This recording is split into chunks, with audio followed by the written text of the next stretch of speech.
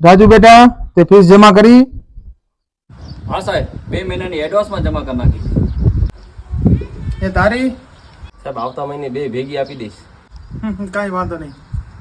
રાજુ બેટા 2 ને 2 કેટલા થાય? સાહેબ 4. વાહ બેટા વાહ. હવે તું કે 55 ગુણ્યા 150 કેટલા થાય?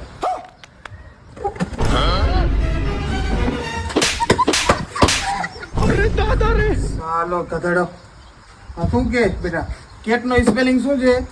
સાહેબ CAT. હવે તું બતાવ બુર્જ ખલીફા નું શું છે સ્પેલિંગ?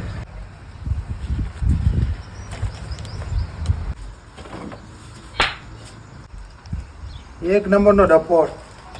હવે બેટા તું બતાવ રામ ભગવાન ને ધર્મપત્ની નું નામ શું હતું? સીતા મૈયા.